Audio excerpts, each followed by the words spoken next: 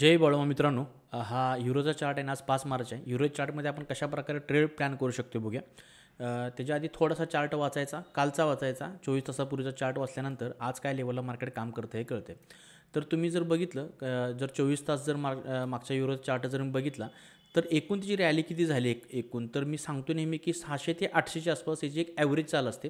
पण गेली 2-3 दिवस झालं थोडीशी चाल मोठी व्हायला लागलेली दिसते तुम्हाला. प्रत्येक करन्सीचीच तुम्ही बघू शकताय 1000 पॉईंट पण जात आहे. कारण मार्केटमध्ये मोठ्या प्रमाणात ज्या इंटरनॅशनल न्यूज आहेत त्या काम करत आहेत. इंडियन मार्केटसुद्धा बघता तुम्ही धडाधड खाली पडत आहे.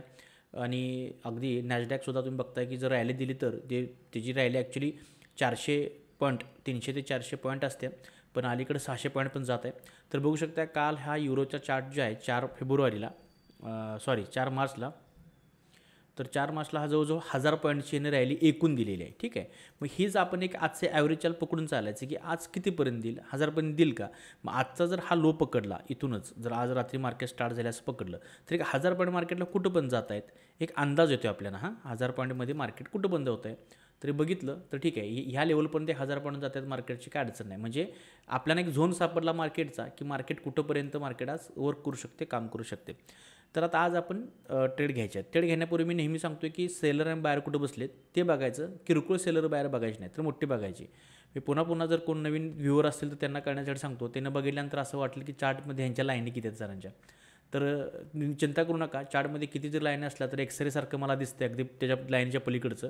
कारण मला 2-3 वर्षाची सवय आहे ह्या लाईनी बघायची, त्यामुळे मला ह्यातल्या कुठल्या लाईनीवर काम करायचं. जे माझ्या टेलिग्राम चॅनलवरती माझे फॉलोअर्स आहेत त्यांना माहिती आहे कुठल्या लाईनीवरती मी कसा काम करतो किंवा काय बघतो. आपले ट्रेड फिक्स असतात. सकाळी 10-10:30ला माझे ट्रेड फायनल असतात की कुठं आज ट्रेड घ्यायचं आहे, कुठं घ्यायचं नाही. तिथं घ्यायचं तर का घ्यायचं, आणि घेत असताना तिथं आता इथं मी शॉर्टसाची पोझिशन ठेवली आहे. ह्याचा अर्थ इथं घ्यायचाच असं काय नाही आहे. तिथं रूल आहेत आपले, आपण काय तर आपले रूल आहेत, बरेचसेच रूल आहेत. ते रूल कॅन्डलस्टिकनुसार, प्राईज ॲक्शननुसार, तिथल्या असणाऱ्या न्यूजच्या इम्पॅक्टनुसार आणि तिथं असणाऱ्या येणाऱ्या मार्केटच्या प्रायजेसनुसार आपण निर्णय घेतो इथं घ्यायचा का नाही. जर आपल्या रूलच्या विरोधात गेलं तर इथं ट्रेड घ्यायचं नाही. ॲज अ रूलला फॉलो करीत आलं तर 100% ट्रेड घेतो आपण. आणि तुम्ही रिझल्ट माझा नक्कीच बघू शकता टेलिग्रामला जॉईन होऊन. अर्थातच सगळं एज्युकेशन पर्पज आहे, अजिबात पॉलिटिक्स नाही आहे. कारण की दुसऱ्याचं बघून, दुसऱ्याचं शिकून काही हातात मिळणार नाही. स्वतः झिजलं पाहिजे, स्वतः काहीतरी केलं पाहिजे. तुम्ही फक्त अंदाज घेऊ शकता आपण कसं काम केलं पाहिजे. तर ठीक आहे.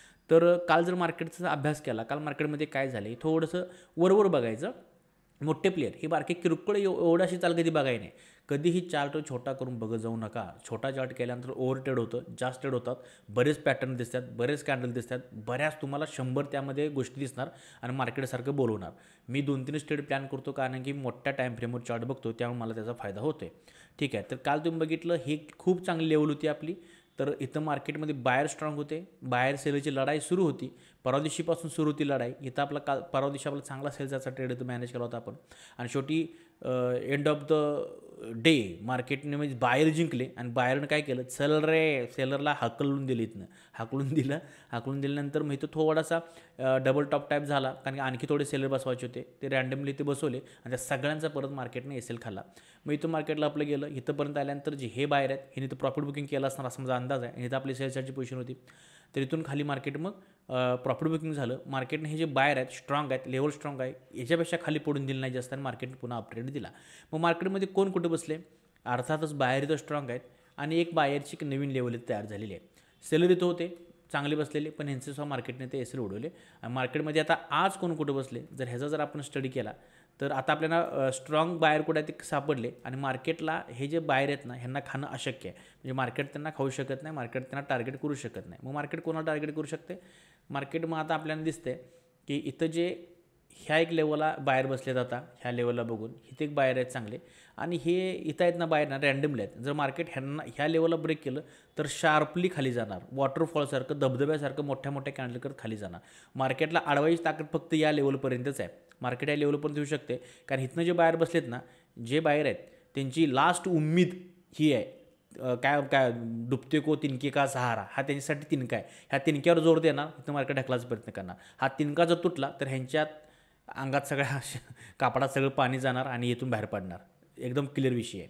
ठीक आहे, मग इथं चांगले बायर आहेत, इथं बायर आहेत, खरं ते रँडमली आहेत, ते ह्या जीवावर आहेत. तर काय होते बघूया. आणि सेलर चांगले आपल्याला इथून बसलेले दिसत आहेत. मार्केटने ह्यांना टार्गेट करायचा प्रयत्न करत आहे. आता होणार काय बघा, जर हे सेलर आहेत आपले स्टॉप लॉस इथं देणार आहेत. कारण एक चांगली लेवल आहे, एक मी लेवल डिफाईन करायची माझी एक वेगळी पद्धत आहे, त्यामधून ही लेवल मला चांगली वाटते. तर इथून मार्केटमध्ये सेलसाठी बसायचं.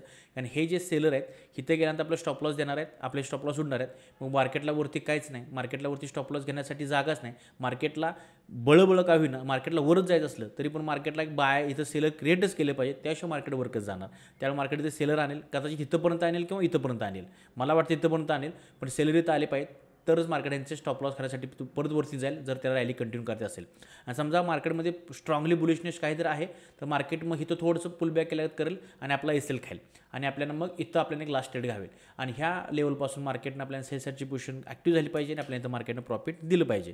रिव्हर्स रिलेटेड यामध्ये आपण काय बघतो, ह्यामध्ये आपण मोठ्या प्लेअरची गेम बघतो की एस एल हंट कुठं होणार आहेत, कुठंपर्यंत होणार आहेत, मोठे प्लेअर प्रॉफिट बुक कुठं करणार आहेत, रँडमली रिटेलर काय लेवलला बसणार आहेत, कुठं बसणार आहेत, त्यांच्या गेम हिथं आल्यानंतर लक्षात येते की मार्केट बायला चालले तिथं बसत असतात.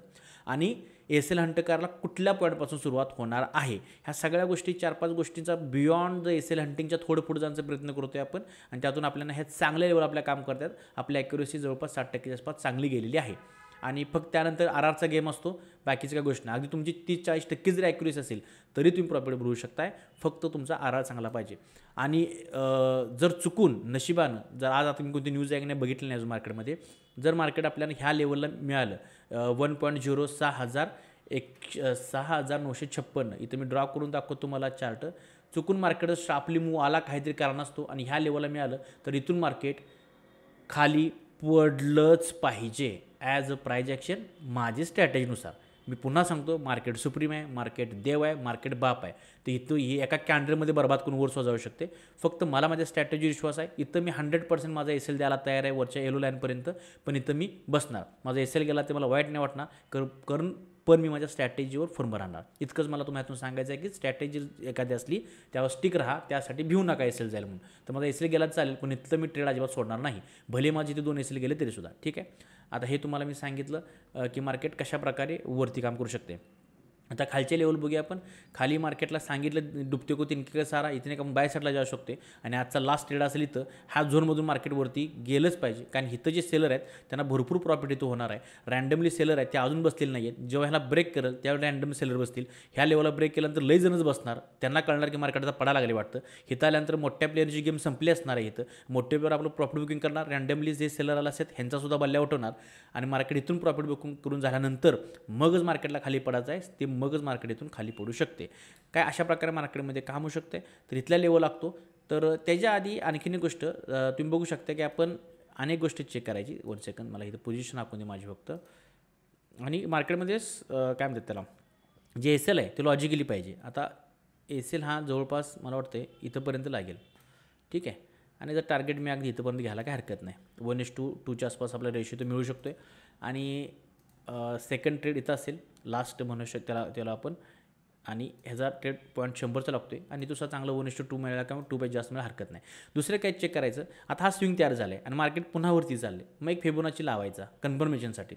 मी फेबोनाची लावला, वरचा पॉईंट घेतला, खालचा पॉईंट घेतला आणि गोल्डन पॉकेटची वाट बघावली. तुम्ही बघू शकता की आता 0.618 हे गोल्डन जो रेशो आहे तो खूप महत्त्वाचा, खूप चांगला आहे. इथे जर एक ड्रॉ केलेला आहे तर 1 सेकंद. हां, आता ह्यामध्ये काय चार्ट पॅटर्न तयार होऊ शकतो आहे किंवा कसा होऊ शकतो पुढचा अंदाज घ्यायचा प्रयत्न करायचा. अंदाज घ्यायचा, फक्त मार्केटला प्रेडिक्ट करायला नाही की म्हणजे हे असं होणार आहे. आता बघू शकता इथे गोल्डन रेशो आहे. जर मार्केटने याला रिस्पेक्ट दिला आणि मग काय केलं मार्केट, हा एक हायर झाला आहे, हा एक लोअर हाय झाला आहे. आणि जर इथं मार्केटने याला रिस्पेक्ट दिलं तर आणखी एक लोअर हाय होईल. जर मार्केटनं ह्या फिबोनाचीला रिस्पेक्ट द्यायचा असेल मार्केटला, अनेक हे होईल, परत इथं येईल, थोडंसं आणि थोडंसं बाउन्स होईल, अनेक लोअर हाय होईल आणि मार्केट हे ह्या प्राइस ॲक्शनमध्ये असं जाईल. म्हणजे असा एक जो पॅरल चॅनलचा पॅटर्न असतो तो आपल्याला तयार झालेल्या मार्केटमध्ये कुठंतरी दिसेल. पण इथं आल्यानंतर मार्केटचा पॅरल चॅनल पूर्ण झाला असला पाहिजे आणि जे आपण इथं ट्रेड प्लॅन केल्यात ते आपल्याला आणखी कन्फर्मेशन मिळते. इथून मार्केट वर जाण्याची शक्यता दाट आहे. ह्या दोन्ही लेवल आपल्याला चांगल्या प्रकारे काम करतील. आणि एकदा ह्याला ब्रेक केलं, इथून करेल किंवा इथून करेल, तर मार्केट एक चांगलं ह्याला ब्रेक करून परत टेस्ट केलं, कारण ही लेवल पुन्हा चांगली आहे, ही लेवल सहसा ब्रेक होणार नाही रेड लाईनची.